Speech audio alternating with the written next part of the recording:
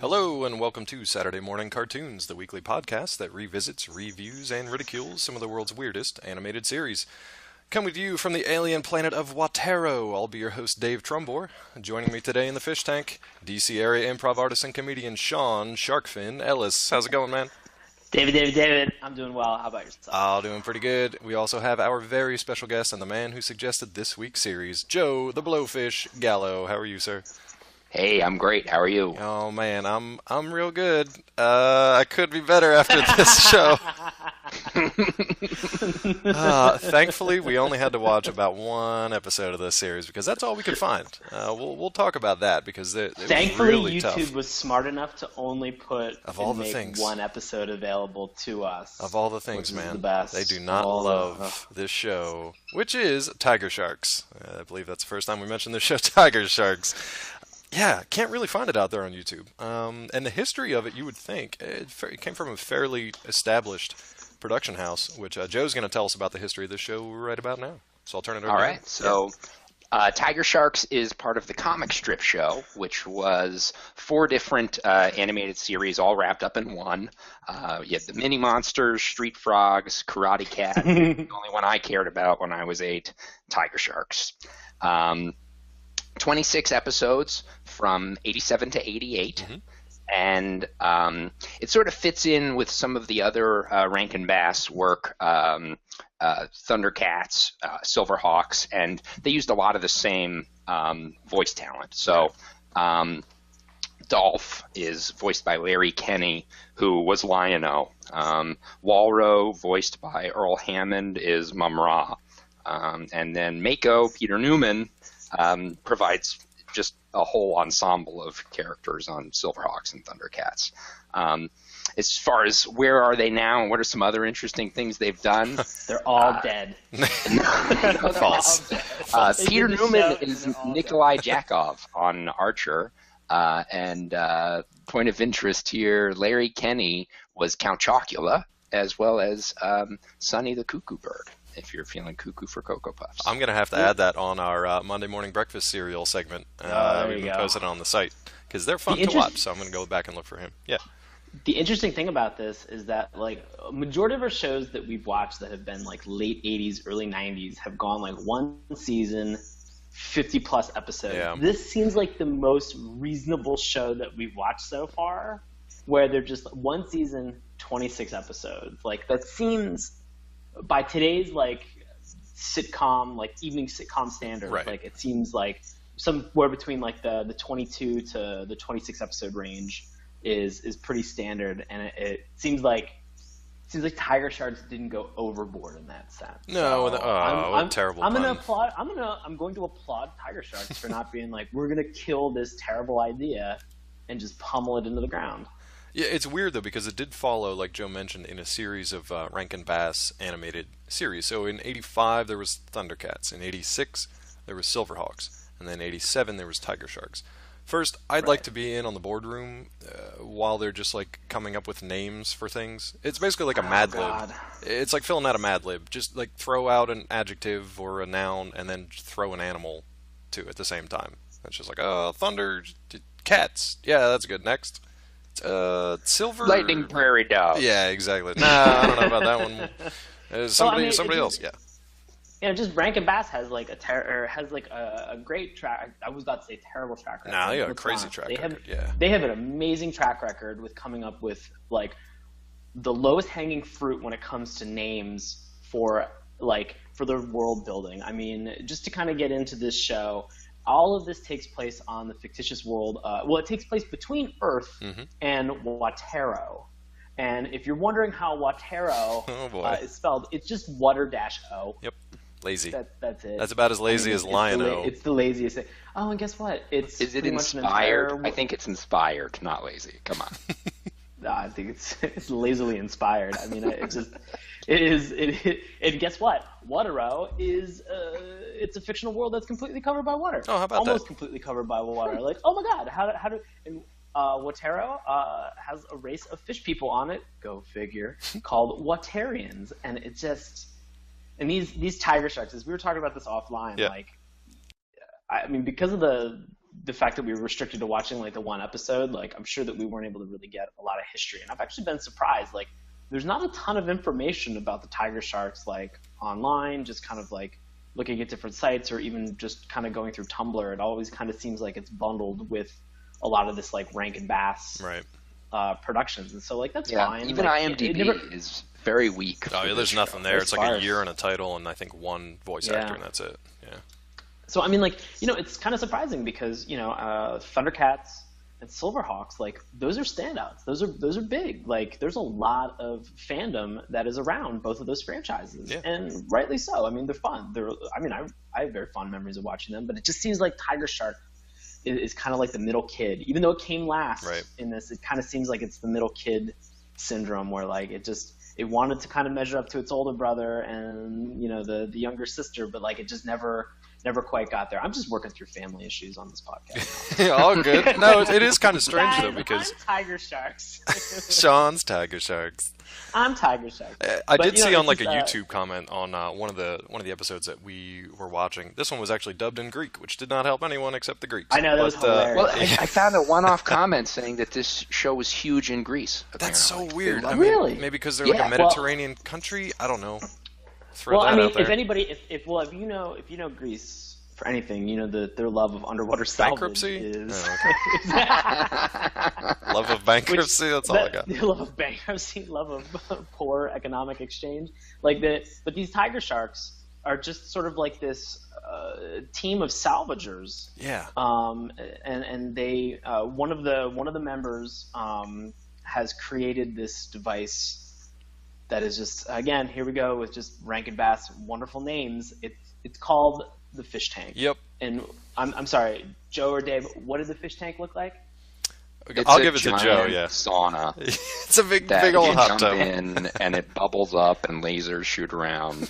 For no reason. That's how I couldn't recall when I described the show to people. I always just said they'd like jump in a giant sauna. Yeah, when Joe was like talking, he's like, "Oh, there's this show. I can't remember the name of it." He's like, "But there's a bunch of people that jump into a hot tub together, and then they turn into animals." I'm like, I don't think that's a show for kids. It's totally a show. It's not for kids.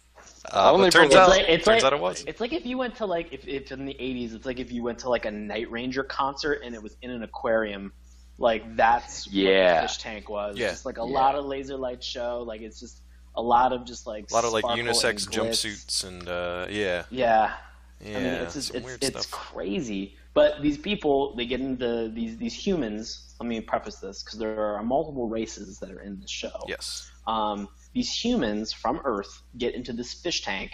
And it transforms them into whatever their marine form would be, which again, how would you? How would you make that? Oh my God, Dave, how would you figure out what the translation? Yeah, how do you know which character, which animal you? I think the only proper way to do it would be like animorphs. You know, like they got a sea creature, and then they can absorb its DNA and transform into it. Or like Sean said, based on lazy ass naming schemes. Yeah. Oh, names. Yeah, that's straight up names. Oh, that's terrible. It's terrible. Like, if I was to, no DNA code. If I was to introduce myself, Dave, and I was to say, my name is Mako, what do you think I would turn into when I get into the fish tank? I'm going to go shark. Oh my God. You are 100% correct. Yeah. Because this show is... I love the reverse engineering of this show, though, because they're just like, we need a shark, a dolphin, an octopus. What are we going to name these idiots? How about Mako, Dolph, and Octavia? How's that sound? Yep, perfect. Nailed it. No last names. But, now, I had a moment of enlightenment earlier, though, because I thought that one of their names didn't fit at all. This was pretty good. Horse character is Bronk, and I was like, what the heck is up with that? But there you go. And Bronk turns into a seahorse. Yeah. And like a sea bronco. So like a bronco. Yeah. Bronco. So that was the one even that, intern I thought that in the was room. Just like the one of these things is not like the other. No. But this is the turns out that could have been. It could have been the one that like breaks the mold that everybody's just like, No. oh my God, applaud. Exactly, the Rankin one. Bass. A little bit of coming original. up with one. The one original. character. Nope, absolutely not. Well, let's talk about the other characters, though, because we've got this whole TigerSharks team. Do you want to talk about the characters first, or do you want to talk about their name, TigerSharks? Sean, what would you like to do? Because I know you were puzzling over this. Let's talk about the characters. I mean, because we've already started to talk about Mako. Yeah. and obviously he turns into a mako shark. Yeah, how about that? And he's just like sort of like he's sort of like the leader of some of he's like the mission leader. Yeah. For a lot of the stuff that they do. He's like the team supervisor, basically, and then just becomes a leader. Yeah.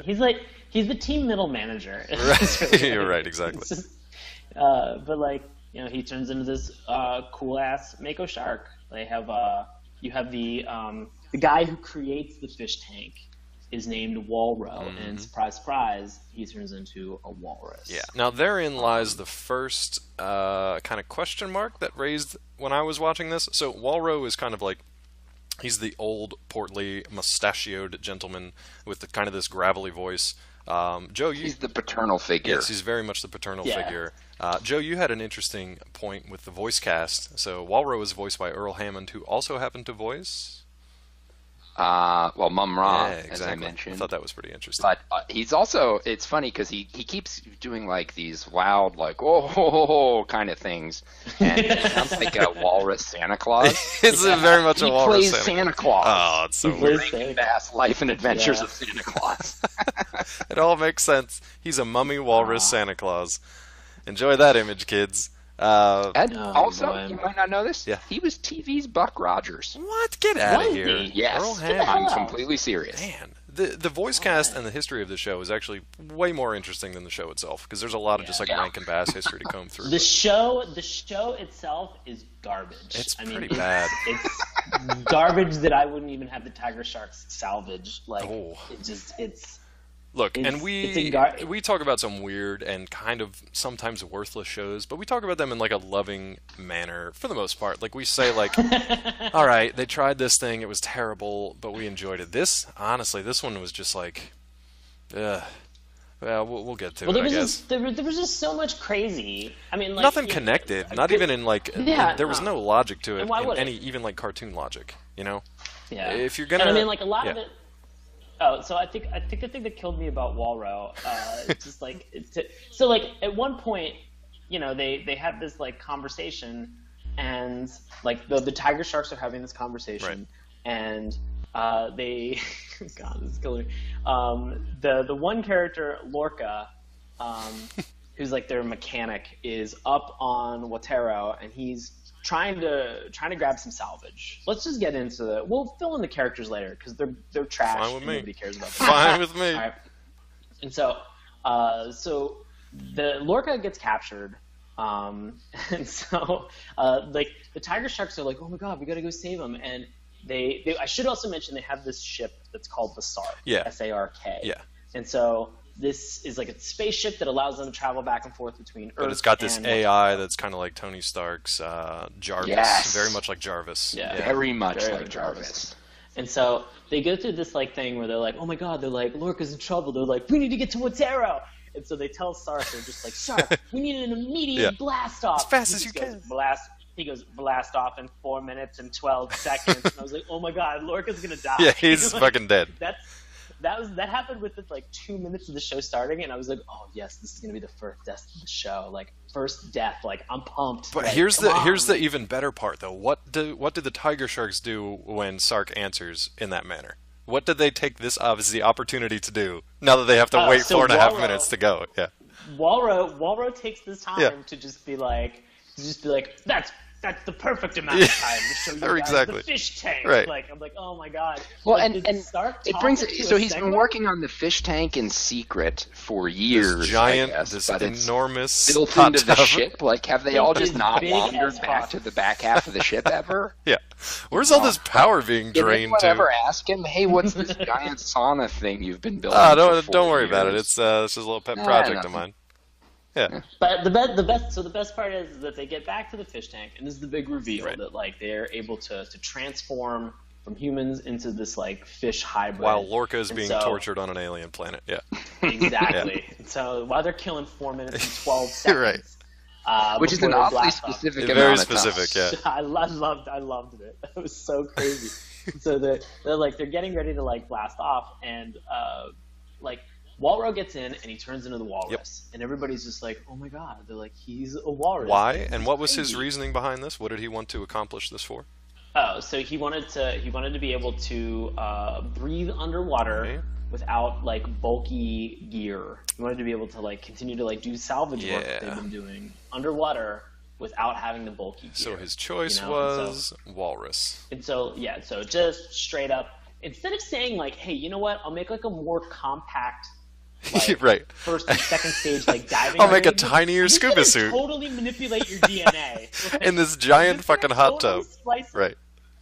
So I'm gonna make this hot tub time machine, turn you guys into monsters, and then we'll just get in the water. And then we'll be the So- good guys. Yeah. So the best part is that like, because like at this point in time, like you're being introduced to all this stuff for like the first time ever. And like I would It's think very like, tight as- exposition. Yeah. I mean, you Yes. can get it all done in And you 4 would- minutes and 12 seconds. So And you exactly right. You would think that you'd just be like, oh my god, like how does this amazing technology work? Well, Walro just looks at everybody and just goes, hold your questions, and everybody's just like, oh yeah, I don't give a shit. no, don't care. Just gonna go swimming. I don't give a Well, you figure that the trip from, Earth to Watero probably took, at least weeks or months. So Yeah. you probably have At which plenty point they of found time to talk about Lorca this just movie. like barely clinging to life. His skeletal Right. Well, remains. chained up. even if they traveled, at light speed, by the time they don't age at all. But Lorca's been dead and buried. Yeah, he's a little dusty at this point. But surprisingly, Oh, Lorca's God. fine, but we'll get to that in a little bit. Now, Joe, I believe I know who your favorite character of the TigerSharks is. But why don't you go ahead and let the people know who that is? If I'm wrong, I'll tell you. I believe you must be talking about Octavia, Oh, yeah, buddy. I nailed it. Yeah. the token female of the group. Actually, well, there's another token female. Yeah, but she's kind of like Angel. Token female. the older quote-unquote female of the group. Yeah. Yes. Oh really? Well, I mean, Now, compared what to do you Angel, think she yeah. transforms into? Oh, Octavia's the older. Yeah. Sorry. Yeah. Octavia is the. Octavia is more Chitara. sophisticated older woman. Octavia is Yeah. Chitara. Let's just throw that out there. She's 100%. Yeah, Chitara. she's exactly Yeah, Chitara. yeah. Not voiced though. I want to know what happened there. If there was some kind of I disagreement don't know. or Might have been a cat fight. fatal accident. Oh. Yeah, I did it. You did it. Well done. So anyway, Octavia. Yeah, what do you think she turns into with a name like Octavia? It's just, Oh, she turns into coral. yeah, no. she just turns into reef. coral. She, She turns into seaweed. she's just a brine shrimp floating on a current. No, very much like Dr. Otto Octavius. She turns into sort of an octopus, but here's the catch, kids. Yeah. Not really so much. Basically, her hair turns into an octopus, and that's about it. Yeah, her hair becomes tentacles, and that's it. Does she like crap out ink or anything? Does she spit ink? Ah, You know, hope so. I you're hope she swallowed stirring it. a 20-year-old memory. I think she does have some kind Okay. of inking power. I figured as much. Where that comes from is going to be It doesn't come up in real these episodes curious. we saw, but Yeah. The censors So, probably like- had a good time with that one. I'm gonna be honest. Let's go. Octavia and Angel were both attractive. Oh, for yeah. for me, like I. it's poorly very rare, drawn like, animated. Very, very crude female approximations. with Yeah. shitty names.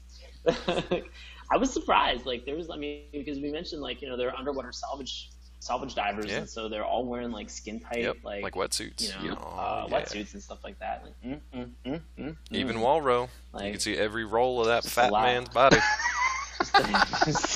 Delightful. Well, I'd like to tell you what my favorite character Yeah, is. please do. Which comes a little bit later in the first episode. It is their pet basset I hound, knew it. Gup. I knew it.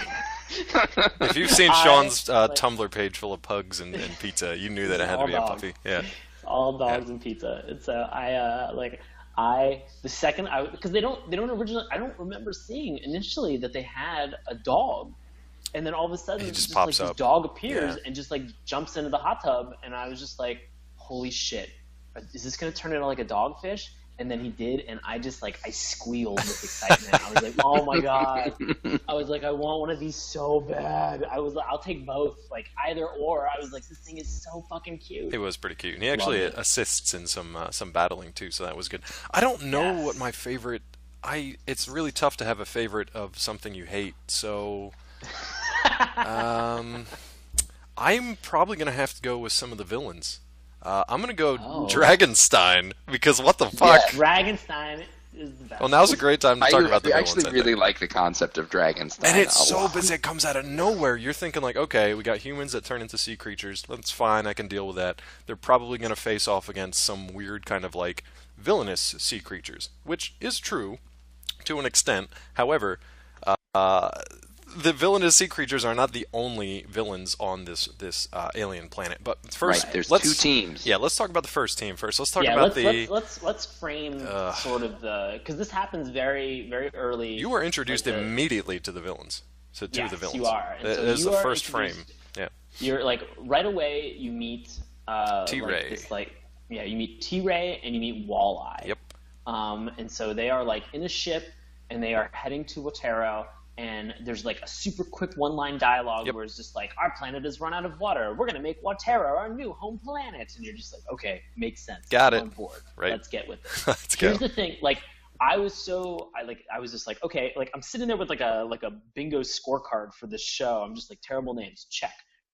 Great intro, check. Like, exposition done in one line of dialogue, nothing more, check. And so the thing that was killing me, though, is that they get to Watero and they see what looks to be like the only piece of land that's around, and it's just like these like kind of like giant icebergs. And like Walleye, who, you know, I mean, his name's Walleye, so he has to have amazing vision anyway. Right. He just spies people frozen in the ice. And Right. T-Ray's instruction as the leader is just like blast them. Yep. Like just hit him with the blast heat him ray. Yep. Just to make sure. And like, and what does it do? It frees melts the ice. Yeah, frees Dragonstein, who immediately comes to life and blasts the ship with like this crazy stream of fire, which causes the this manta ray shaped ship to just kind of like crash land under the water. So it just crashes into the water. So that is your introduction to this crazy show. We didn't even get to the Tiger-Sharks yet. You didn't even get to the hot tub fish tank time machine. I mean, that is your intro. So you're just like, what the fuck is happening right now? And it just gets weirder from there. And Dave nailed it, because like, so Dragonstein like thaws, and so does the other main villain that is opposite of T-Ray, which is Captain Bizarrely. If you're just like, wait, Sean, I want to pause for 1 second and just ask, are you making these names up? Sure no, ain't. I am 100% not. These are terrible names for this terrible show. We're not the smartest people on Earth, but God, give us some credit, because these are bad. So Captain Bizarrely, I want to sum him up in one line, like all of the exposition that's in this show, and just say he's a pirate who's afraid of water. on a water world, which he's trying to dominate. Water-based planet. So there it is, kids. That's it. That's just, you know, if that scores a bingo for your Rankin Bass bingo card, you're welcome. Collect your winnings. Come on up to the table. Off. No, you win more podcasts in the future. Come on up to the table and collect your prize. Joe, I know we were talking about this one offline, but at some point, and it doesn't take very long, but the villains meet up in a very interesting sort of way. So T-Ray and Bizarrely never met each other before. We should probably talk about how they team up, because it's really interesting. They come to an understanding of common principles very quickly. Yeah. I believe the exchange goes like this: we're both on the same side. We have the same cause. And then the response is something like, the response is, what causes that? Yeah. And the answer is, why, evil, of course. And then they both share an evil laugh. And it's the weirdest damn thing. It's just like, all right, so creepy. We're just going for it. That's fine. Let's do it. So these two guys team up. So it's the Mantanas, all right? Not to be confused with Anchorman's Channel 4 News team's Brian Fantana. So Mantanas. Or Hannah Montana. Or Hannah Montana. None of the above, just the Mantanas. And Captain Bizarrely, he eventually like thaws out more of his old pirate crew. But we don't get a proper introduction. Yeah, we didn't get to see him. We didn't get to see him. Well, I mean, the episodes that are available. Right. I mean, like I'm left with a lot of questions there. Well, there's lots of questions to be asked. You can read what a couple of their names are, like on Wikipedia, but really the only one that you need to know is Dragonstein. Dragonstein rules. Yeah. Dragonstein is so good. I just want Dragonstein to just murder everybody on this planet and just rule by himself. So Dragonstein, you may have pieced together, is a dragon Frankenstein creature. He doesn't talk, as far as I know, at least in the first episode. He basically just, anytime someone says something or moves in a way that he does not approve of, he just blasts them with fire, and I love it. Dragonstein is the best. He's the only character. Also, he's tiny little wings that don't seem like they'd be capable of allowing him to fly. Like anything, and you wouldn't think that he could... Later on in episode 2, he doesn't fly. Oh, does he fly? There's a lot of physics problems in this show. Yeah, he apparently can swim no problem. Really... Dragonstein is perfectly fine swimming around with stubby little arms, this massive tail. I forgot. Makes no sense. Swims, He dives right in after that. T-Rex. Yeah, it makes zero sense. It doesn't make any sense at all. Dragonstein, he should just sink like a fucking stone to the core of this planet. It's so good, though. I love Dragonstein. That's the only thing that I look forward to. Yeah. Dave, for my Dragonstein-based religion, that's every planet has a Dragonstein in the middle of the planet, and that's what keeps everything together. That's where you're ultimately trying to get to after you shuffle off this mortal coil. Yeah. You're always trying to get to the middle of the planet to be one with Dragonstein. Yeah. Be one with Dragonstein. I like it. You can join the Church of Dragonstein at SaturdayMorningCartoons.com. But moving on from there, I mean, so it was really tough to try to keep the quote-unquote plot of this episode together because it's so windy and illogical and, like, so bizarrely in Dragonstein get thawed out, they immediately have this crazy layer that I guess they used to inhabit back in the day. Well, and that's the thing. They've been out. They've been frozen for potentially thousands of years. Yeah, long time. Because they weren't frozen recently. It was by the ancestors. You know, it's implied ancient history that the ancestors of the current Watarians froze them. So it is surprising that their lair is still there. Yeah, and the current Watarians are very diminutive, very benevolent, peace-loving people. And Joe, how did their ancestors defeat Captain Bizarrely and Dragonstein again?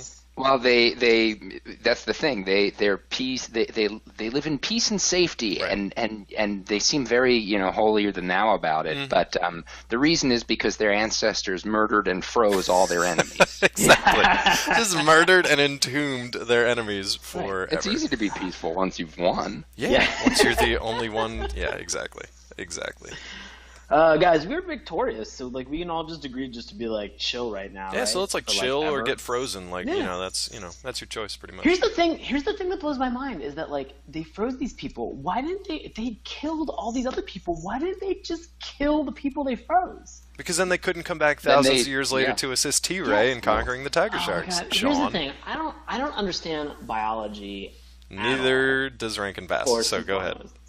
Rankin Bass. Yeah. So how are you frozen in ice on a water-based planet for all of those years, and when you're defrosted, you're like immediately like I don't know. If I wake up, here's the thing. Right.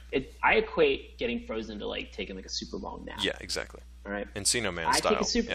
Yes. I take a super long nap. The first thing I want to do is eat, like not commit heinous evil acts. Right. And not resume your old lair under the ocean. I really need a bagel and an egg sandwich. Like I'm starving, guys. Come on, that's like me waking up every morning. See, here's why I love Dragonstein though, because he wakes up after thousands of years entombed in ice and just blasts things with fire, and that's why I love it. Love it. Not a single bit of curiosity. No, doesn't give a shit. Has not changed in 1,000 years. Just blasted everything with fire. Dragonstein for life. Here's the thing. You have to realize that in that instance, that even though he's been frozen for as long as he has, Dragonstein has remained true to himself. No, he is. He's very true he is to himself. 100%. I'm proud of him. He's a confident creature. Yeah. He's got no self-esteem issues, this Dragonstein. All right. I almost wanna sum up this trashy first episode. Well, how do you want to sum it? Well, I was just going to say, like, so what happens is you find out that, like, there's 2 tons of this explosive device called X400, which is evidently so powerful that if it got on Earth, it would have the power to knock the Earth out of orbit. Sure. It'd have the ability to knock a planet out of orbit. Right. Okay, 2 tons of this X400. All right. And these. So real quick though, what do they want to do with it? They want to get it safely back to Earth. Yeah. Let's please return this to Earth, where it can do the most damage. Yeah. They flat out say it could knock a planet out of orbit, and they're like, "Well, just bring it back to Earth." Yeah, that'll be fine. Just bring it back to Earth. Don't dump it into the sun or anything. God, Just bring it directly back to Earth. These guys are not real bright. I mean, they are salvage operators, you know. I mean, sometimes I've seen them described as like scientists. These guys aren't professional superheroes. No. They're just a salvage crew. No. Who can somehow turn themselves into animals. And yeah, where the hell did that name come from? Nobody's a tiger shark. Okay, so Mako's the closest thing. That was my question. That was my question. Okay. What is a tiger shark? I think it's like there's great whites and there's hammerheads and there's species. No, but I mean like in the context of this show. Oh, okay, like, so not biologically on Earth. Not biologically. I've already established I know exactly. bio. Right. So like in the context of this show, like what is a tiger shark? Is it just their team. It's a team name. It's like a team of roughnecks. It's a short way of saying us guys. Yeah, it's like the Dallas Cowboys, you know, the Harlem Globetrotters, Watero Tiger Sharks. I mean, like thinking about this like a little bit more. Is it just like, like if you go in for? I think about this in the sense of like if you went in for an interview to become a tiger shark. Okay. Would they just be like, oh, hey, thanks for coming in. Like, we're really glad that you're here. We noticed that you have salvage experience. Check. Great. That sounds good. Yeah. It's a plus. You don't. It's a plus. You have a real shitty name. Aquatic themed name. You have aquatic theme first name. Right. No last name whatsoever. No, that doesn't raise any red flags. No, that's fine. We're on board. That's good. Check that out. That's fine. And they're like, would you like to feel that you can do the right thing despite the fact that you have really no stakes in what's going on whatsoever? Like, do you feel that like you could stand up and become a superhero if the situation or the circumstances presented themselves as such where we would call upon you to do that? I'm going to say trick question. I'm going to say if you answer yes to that question, you are automatically red flagged for being a crazy person. That is true. Yeah, you gotta. This is not a responsibility to be given lightly, even though all these jackasses treat it as such. It's just kind of like freaking dog, man. Yeah, they do let the dogs. Yeah, jump in there. Go ahead, dog. Become a member. But I think it's like Starship Troopers Roughnecks. You know, like I think it's like a team name, kind of like this camaraderie kind of thing. They just have like this name that they assign themselves, and they're like, yeah, we're the Tiger Sharks. Doesn't matter. There's never a tiger shark in the show. They are not fish creatures to begin with. They're just tiger sharks because they're like scuba divers. But the thing is, you can posit that, but it's never actually explained anywhere in the show itself, as far as I know. They didn't all go to scuba diving school and like form a team. I have no idea. Right. I mean, like the name Tiger Sharks is pretty rad. Yeah, like if you were hanging out with like a gang and you like if we started calling our, like if Joe, Baron, and Dave and I, if we just all start calling ourselves like the Tiger Sharks, like that's a pretty cool name. It's like motorcycle gang or like a jet ski. Exactly. Probably a jet ski gang. Yeah. Yeah. You guys want to start a jet ski gang called the Tiger Sharks? Can we have a jet ski gang? Oh my god, I want this so bad. You definitely can. I really want a jet ski gang. It just seems so fun. We just ride around with like. I wish we were obnoxiously independently wealthy, so we could do a series of YouTube shorts, like Sons of Anarchy, but on jet skis. That'd be amazing. We just bully people on piers. Yeah, we just bully rich people on yachts and just steal from them. I'm totally, not to make another pun, but I'm on board with this. Yeah, that needs a Kickstarter. That was good. Heck yeah. But okay, so we got the Tiger Sharks, we got the teams, we got the villains. You got the X400. How does this all wrap up? Because honestly, like I was still left with many, many questions at the end of this first episode. How does this all wrap up? Joe, how does this wrap up? Boy, does anyone know? So, I think they. Well, we still got Lorca and Tiger Sharks stay to fight the Mantanas, and the Mantanas stay to fight the Tiger Sharks, and it just becomes this.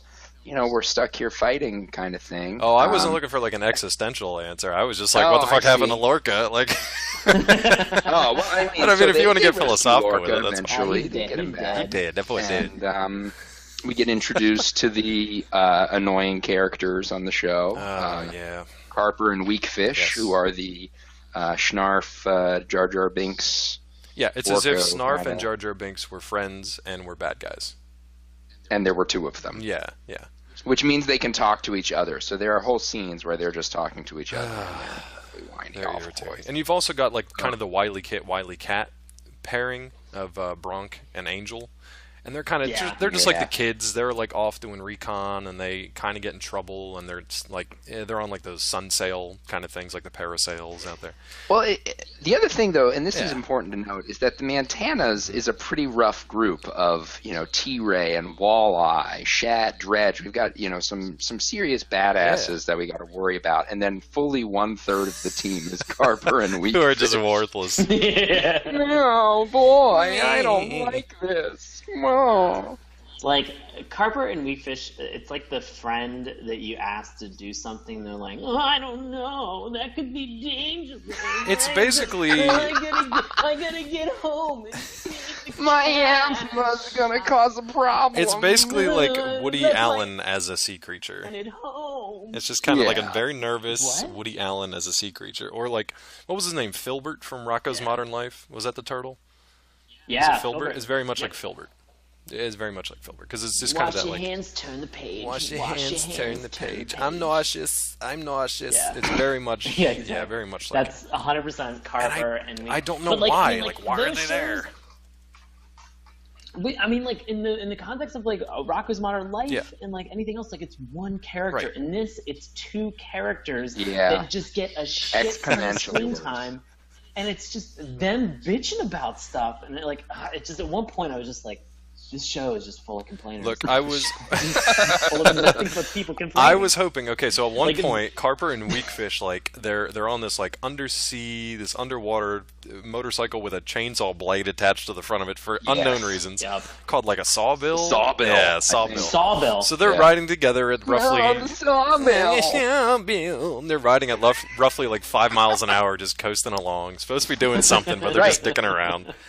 And they're just riding and complaining to each other and just like moaning into the water. And then they just get completely taken by surprise by, I think, is it Bronk and Angel at this point? Or is it like Mako and Dolph? I can't remember who it was. I thought it was Mako and Dolph. I think it was. It's Mako and Dolph. And I thought... And the crazy thing is they don't know they're Mantanas. They're just assaulting these two random guys. Random fish people on a motorbike, But do you remember how they assaulted Well, this them? is what I was hoping. I was like, thank God someone's going to kill these two. This is the best part. Don't they just swim up behind them, put them in like choke holds, and drag them off the bike? I thought they were going to drag them to their death, to be honest with you. I thought they were just going to eliminate them. Dark show. Yeah. But didn't they put... It looks like they put like a cloth over one of their faces, like over one of their mouths. I was like, oh my God, Did they? Are they? Did they use like ether to knock them out, or are they chloroforming them underwater? Underwater, yeah.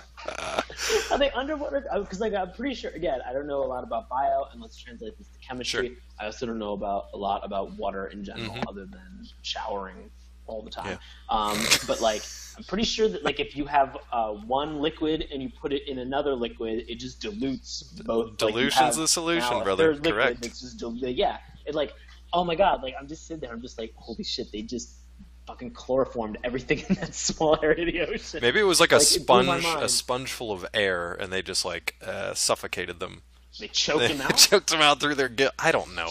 I'll tell you what, though. Speaking of, so they do a lot of this interplay between like humans that are obviously able to breathe air, sea creatures that can only breathe water, some tiger sharks that are sea creatures but still have to breathe air. That was kind of an oversight. Like, I don't know. Right, Lorca, Dolph, yeah, exactly. Yeah. So that was kind of stupid. However, they do in the plot kind of play back and forth on this, and like, if you're stuck underwater and you happen to turn... This is an educational show. Oh, yeah. It's got the NEA stamp of approval.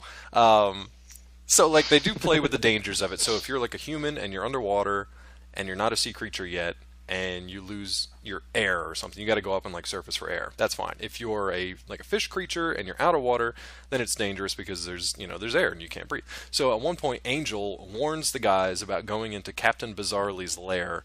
And this is probably my top favorite line of everything. We have some good ones, but of everything. She goes, "Careful, there's a dragon and a room full of air." I fucking lost it at that point. I was like, a room full of air? That's a hazard you have to watch out for? Jesus Christ. So, dragon... Favorite bad line? Oh my God. There's some good ones. I mean, I think you could pull it from the think intro. Oh honestly. no, my favorite is from the beginning. Yeah. The first introduction that you have to the TigerSharks is Dolph walking down a pier towards the Sark. Yes. And the Sark evidently has like some biometric scanner that Like a security prompts device. Yeah. Dolph. Yeah, it prompts Dolph to identify himself Right. for security purposes, to let him in, and he just goes like. And Dolph has like a weird Irish accent. It's like kind of Scottish, Scottish kind of accent? something in between. It's And his just- name's Dolph of all things. I don't know. There's some weird cultural appropriation in this show that they just take liberties with. But 87 was evidently totally cool with doing Who it. knows? But it's just like it's at some point like he just like so Dolph just goes. He goes, "I'm Big Julie from Jupiter," Yep. and begins to dance around. He does a and then jig. Just walks through the scanner, and then has to re-identify himself as Dolph, a member of the TigerSharks, and then they give him shit, like Walro gives him shit about it, and I was just like, it was one of those things where I was just like, oh my god, this show is full of dumb goofballs. Just a bunch of drunks, I think. I think they were just drunk in the recording booth, and they were just like, yeah, whatever, we'll fix it later. But he does this, like, I'm Big Julie from Jupiter! And, like, the Sark's like, bah, bah, bah. Like, It doesn't blast him, though. It just kind of, like tickles him with lasers, and then just blasts in his ear. Yeah, it just tickles him with lasers. Just tickles him. He doesn't want to be tickled with lasers. I do. Joe, did you have a favorite line from this show? My favorite is, they're in the middle of a fight. Yeah. There are these eel torpedoes Yes. flying, and Walro says to Dolph, "Look out, in back of you." Not behind you.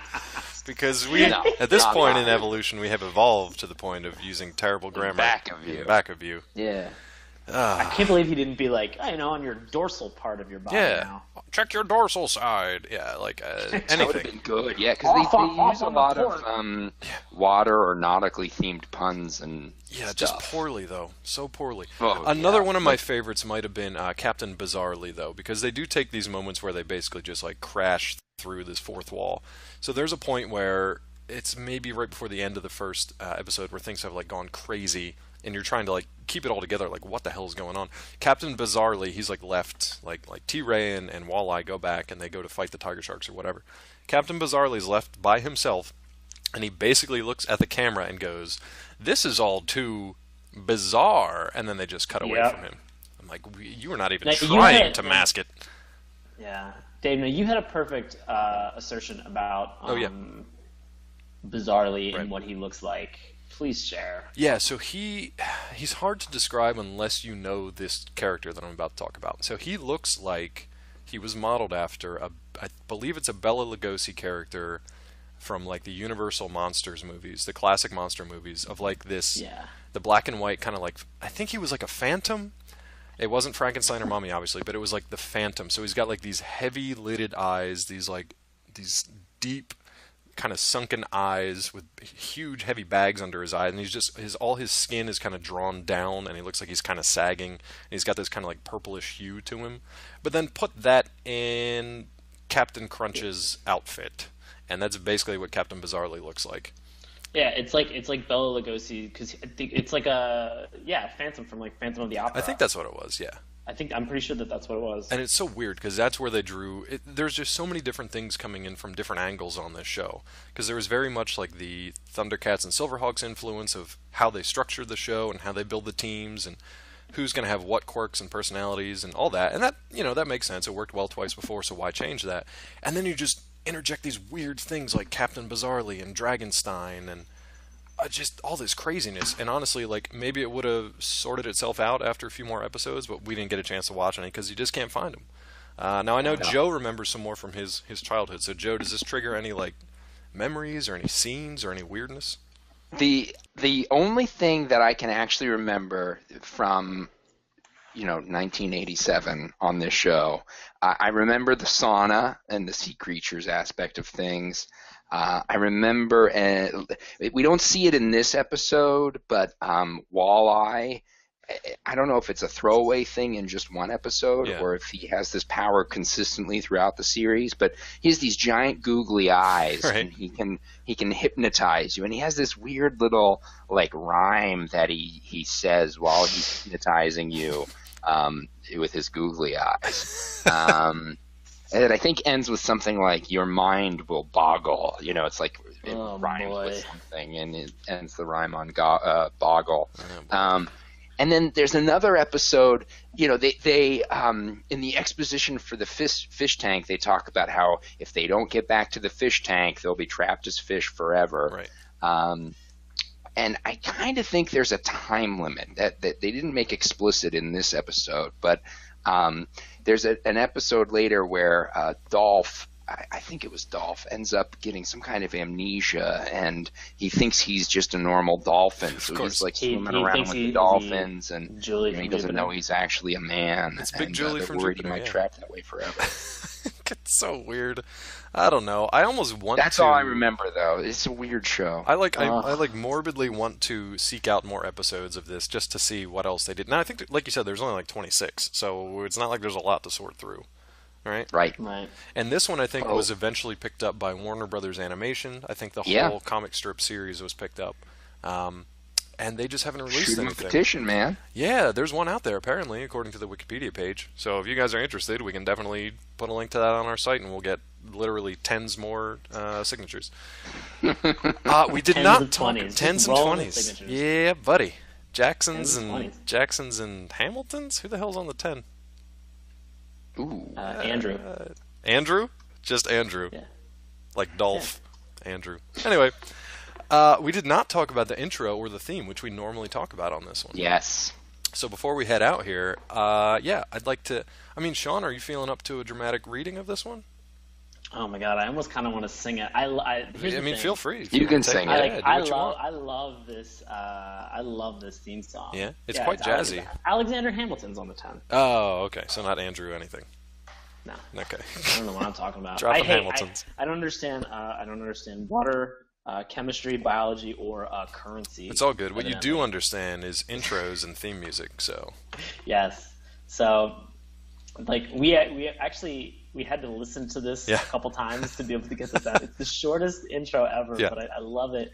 It just says like it says, "Who's got a tiger by the tail? Hold on, TigerSharks." Who's got a spaceship with a sail? Hold on, TigerSharks. Beautifully and that's done. the entire theme song. Beautifully but like, it's just. There's a couple more TigerSharks they throw in. Yeah, because it's like real jazzy and like upbeat and a lot of fun. It's just like a lot of like horn section. Yeah. No. So it's sort of it kind of goes like it just goes like, who's got a tiger by the tail? Hold on, TigerSharks. Like. You're good, man. That was awesome. Yeah, that was really good. Who's got a spaceship with a sail? Hold on, TigerSharks. TigerSharks.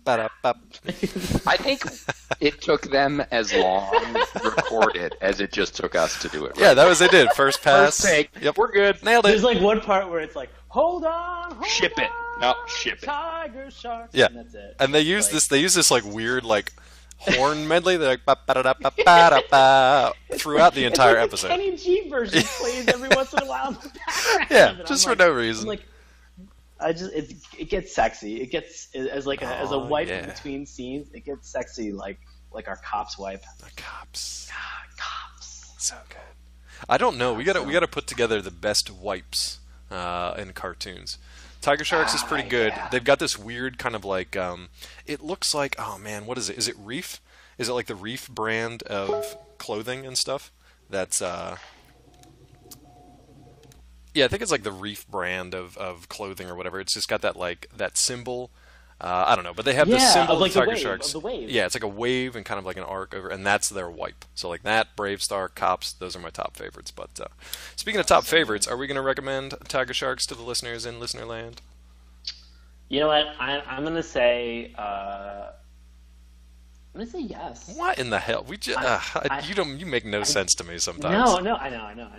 I'd say watch this just because it is so batshit insane. That like there were moments where like I had to pause this episode so many times to just be like, oh my god, I have no idea what I'm watching, and like I think, and I'd really just watch it for two characters. Watch it for Gup because Gup is Old Guppy. an awesome basset hound. Yeah. I love Gup. And then also watch this for Dragonstein. Yeah, exactly. Dragonstein defies logic and is just has no lines other than to just like randomly belch breathe fire. fire on Yep. everything. But he is a rad character. I loved anytime Dragonstein was on the screen. I was just like, yes, something's gonna burn. Like, I thought it was an interesting show. I also think it's really interesting that like you can only find one episode.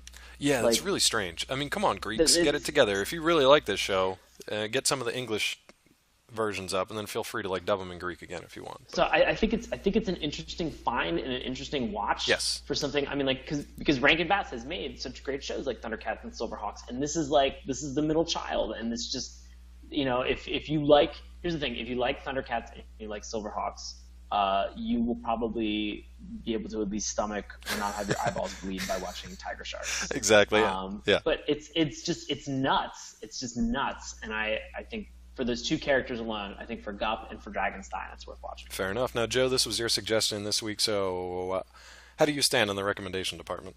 I give it 5 out of 5 memories of fond memories of a well-spent youth. I mean, this is a great show. I loved it, 30 years ago. I love it now. I feel like Octavia is influencing your decision there a little bit, but yes, that's true. I mean, that's fine. Don't Google Octavia Rule. Definitely Google it. Nah, we all got our Definitely things. Google It's it. cool. It's awful. Cool. Nah, we got it. Is it really?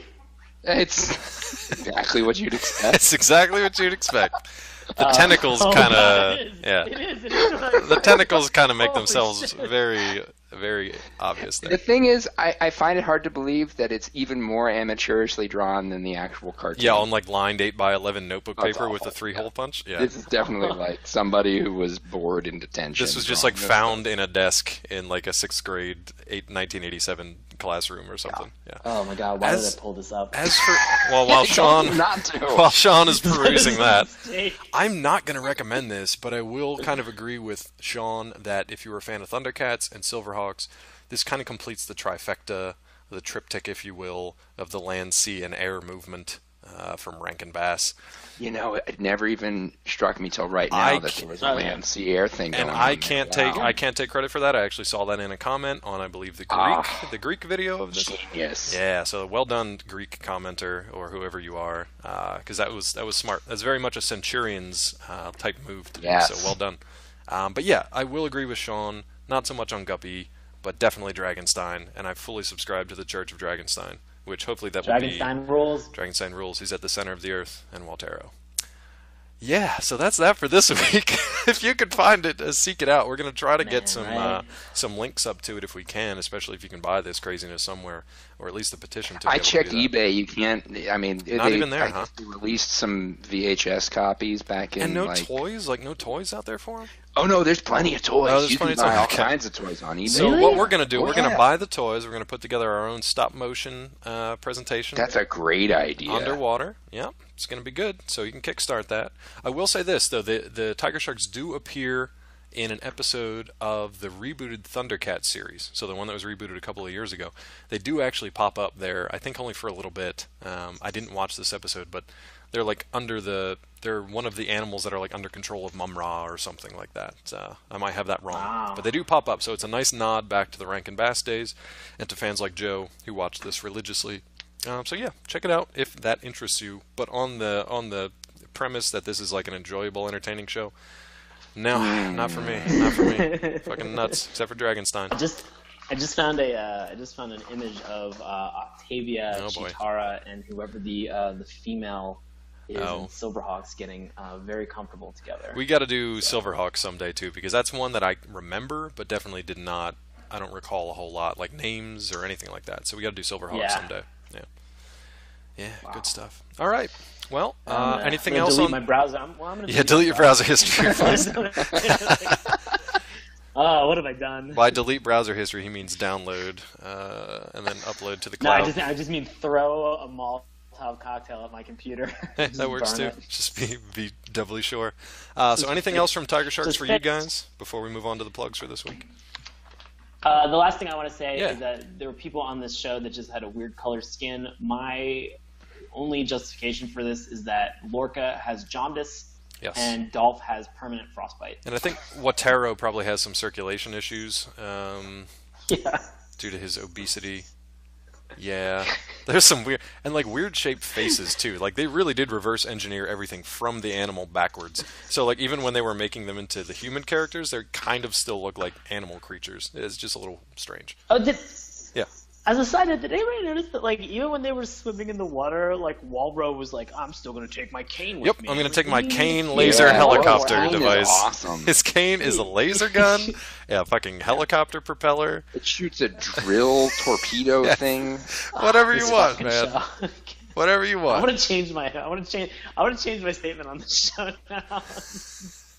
Oh, go ahead. Let's do plugs. All right, let's do some plugs. I'm Joe, gonna stick with my previous statement. I want to thank Joe, and I know Sean does too. I really want to thank Joe for not only filling in this week for Matt, who's off on his wedding and honeymoon, but also for bringing this delightful mess to our doorstep, because I feel like the show would have definitely been missing something if we did not cover TigerSharks. So, Joe, thank you very much for joining us on the show. It's been a pleasure. I'm sure we will have you again in the future. It's been a true delight. You guys are great. Fantastic. Do you have anything that you want to plug coming up for the people? Anything out there for the listeners? No, I'm a private citizen. I've got nothing. Leave them alone, people. Sean, how about you? I know you got shows coming up later this fall, but anything coming up? Yeah, in I've your got some shows coming up in October, November, and December, but nothing right now. Excellent. Just taking a break.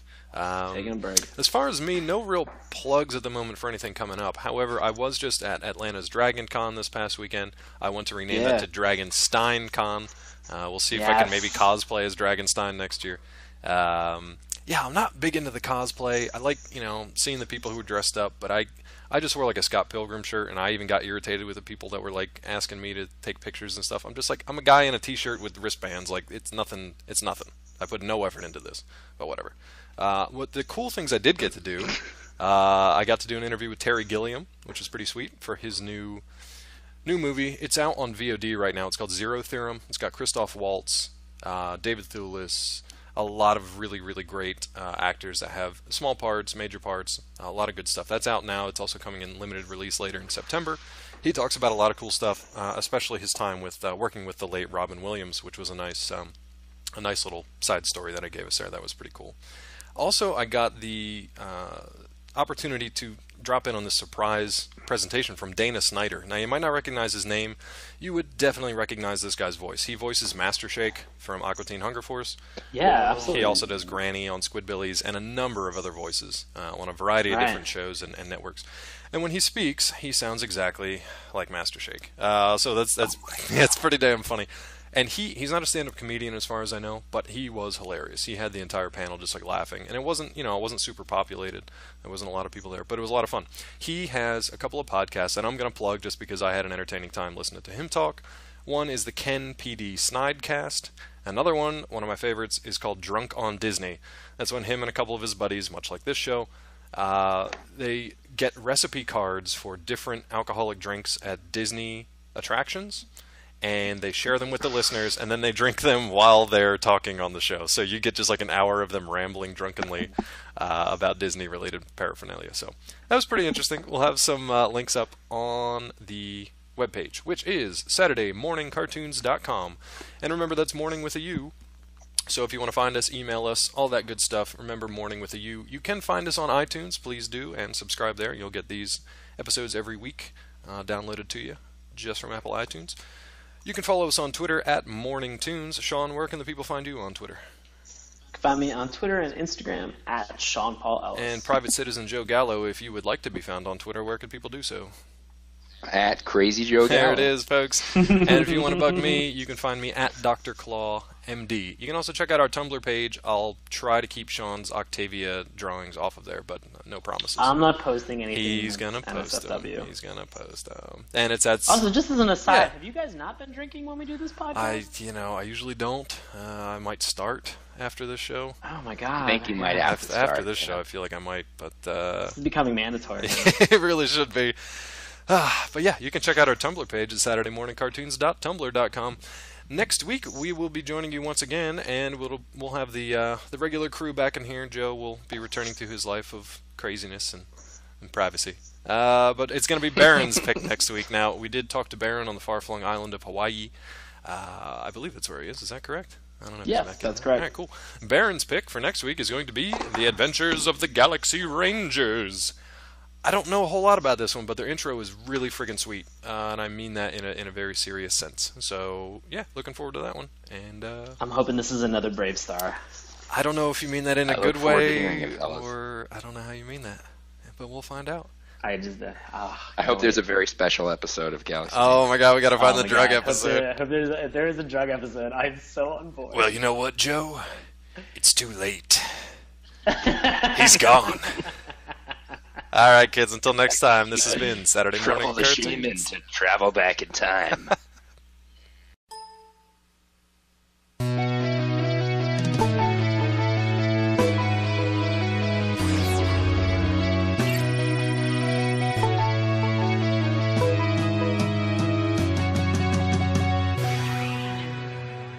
Hello, and welcome to Saturday Morning Cartoons, the weekly podcast that revisits, reviews, and ridicules some of the world's weirdest animated series.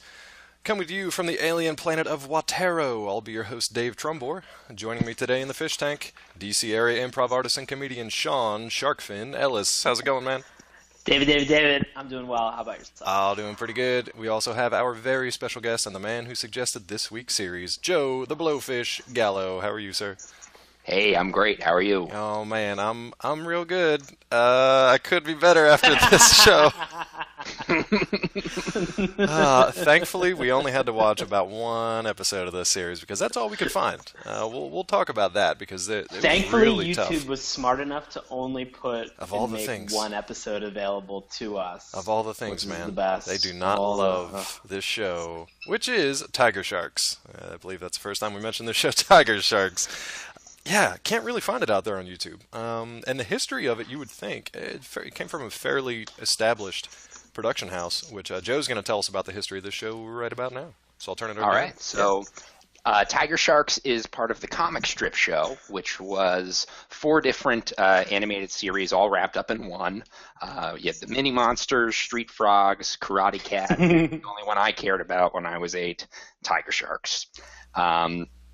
26 episodes from 87 to 88. Mm-hmm. And it sort of fits in with some of the other Rankin Bass work, Thundercats, Silverhawks, and they used a lot of the same voice talent. So Dolph is voiced by Larry Kenny, who was Lion-O. Walro, voiced by Earl Hammond, is Mum-Ra. And then Mako, Peter Newman, provides just a whole ensemble of characters on Silverhawks and Thundercats. As far as where are they now and what are some other interesting things they've done, They're all dead. False. Peter did the Newman show, is and they're all Nikolai Jakov on Archer. And point of interest here, Larry Kenny was Count Chocula, as well as Sonny the Cuckoo Bird, if you're feeling cuckoo for Cocoa Puffs. I'm going to have to add that on our Monday morning breakfast cereal segment. there We you can go. post it on the site because they're fun The to watch, so I'm going to go back and look for him. Yeah.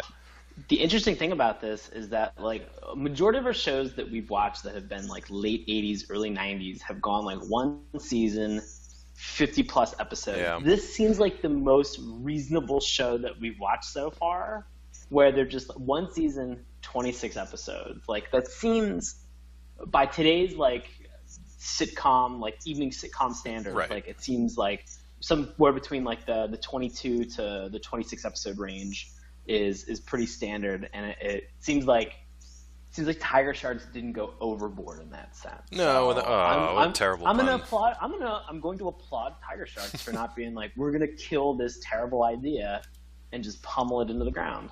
Yeah, it's weird though because it did follow, like Joe mentioned, in a series of Rankin Bass animated series. So in '85 there was Thundercats, in '86 there was Silverhawks, and then '87 there was TigerSharks. First, I'd like Right. to be in on the boardroom while they're just like coming up with names for things. And Silverhawks, like those are standouts. Those are big. Like there's a lot of fandom that is around both of those franchises, Yeah. and rightly so. I mean, they're fun. I have very fond memories of watching them, but it just seems like Tiger Shark is kind of like the middle kid. Even though it came last Right. in this, it kind of seems like it's the middle kid syndrome where like it wanted to kind of measure up to its older brother and the younger sister, but like it just never quite got there. I'm just working through family issues on this podcast. All good. No, it is kind of strange Guys, though because I'm TigerSharks. Sean's TigerSharks. I'm TigerSharks. I But, did see on like a just, YouTube comment on one of the episodes that we were watching. This one was actually dubbed in Greek, which did not help anyone except the Greeks. I know, that was hilarious. Well, I found a one-off comment saying that this show was huge in Greece. That's so apparently. weird. I Really? mean, maybe because they're like a Yeah, Mediterranean country. I don't know. Throw Well, that I mean, out there. if anybody, if you know Greece for anything, their love of underwater salvage Bankruptcy? is Love of bankruptcy. That's all I got. Love of bankruptcy, love of poor economic exchange. But these TigerSharks are just sort of like this team of salvagers. Yeah. And they one of the members has created this device that is just, again, here we go with just Rankin Bass wonderful names. It's called the fish tank. Yep. And I'm sorry, Joe or Dave, what did the fish tank look like? I'll give it to Joe. giant Yeah. Sauna. It's a big That old you hot jump tub in and it bubbles up and lasers shoot around. for no reason. That's how I couldn't recall when I described the show to people. I always just said they'd like jump in a giant sauna. Yeah, and when turn- Joe was like talking, he's like, critters. "Oh, there's this show. I can't remember the name of it." He's like, "But there's a bunch of people that jump into a hot tub together, and then they turn into animals." I'm like, I don't think that's a show for kids. It's totally a show. It's not for kids. Only but turns for- out, It's turns out it was. It's like if you went to if in the 80s, it's like if you went to like a Night Ranger concert and it was in an aquarium. Like that's what Yeah. the fish tank was. Yeah. Just like a lot of laser light show. Like it's just a lot of just like A lot of like sparkle unisex and glitz. jumpsuits and yeah. Yeah. Yeah, I mean, it's just, some weird it's stuff. crazy. But these people, they get into these humans. Let me preface this because there are multiple races that are in this show. Yes. These humans from Earth get into this fish tank, and it transforms them into whatever their marine form would be. Which Oh again, well, how would you? based off of, How would you make that? oh my god, Dave, how would you figure out what the translation? Yeah, how do you know was which between... character, which animal you Well, I want Based think to the on only their proper way to lazy do it would be like animals. Animorphs, like they Oh, got yeah. a sea creature and then they can absorb its DNA and transform into it. Or like Sean That said, would based be on lazy ass naming naming schemes. Yeah. Oh, Yeah. names.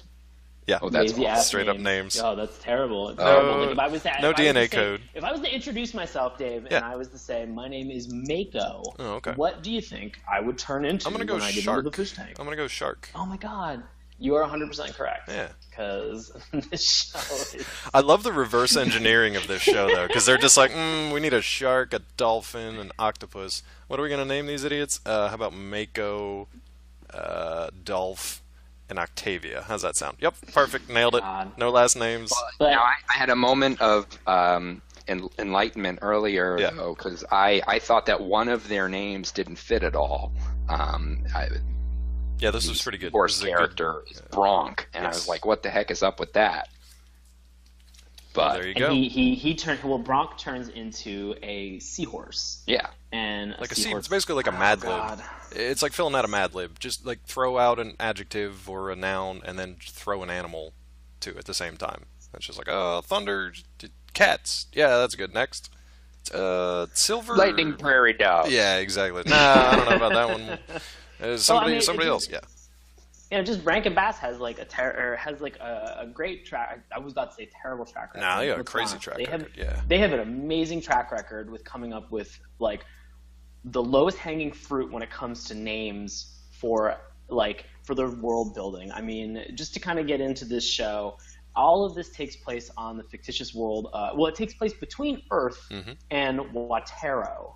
And if you're wondering how Watero Oh, boy. is spelled, it's just water-o. Yep. Lazy. That's it. That's about as lazy as Lion-O. It's the laziest thing. Oh, and guess what? It's Is it pretty much an inspired? entire- I think it's inspired, not lazy. Come on. No, I think it's lazily inspired. I mean, it is. And guess what? Watero is it's a fictional world that's completely covered by water. Oh, how about Almost that? completely covered by water. Like, oh my God, how do and Watero has a race of fish people on it. Go figure. Called Waterians, and it just and these TigerSharks. As we were talking about this offline, Yeah. like I mean, because of the the fact that we were restricted to watching like the one episode, like I'm sure that we weren't able to really get a lot of history. And I've actually been surprised. Like there's not a ton of information about the TigerSharks like online, just kind of like looking at different sites or even just kind of going through Tumblr. It always kind of seems like it's bundled with a lot of this like Rankin Bass productions. And so like that's fine. Even like, IMDb is very weak. Oh yeah, there's nothing there. It's like a year and a title and I think one voice actor and that's it. Yeah. So I mean, like, you know, it's kind of surprising because, you know, Thundercats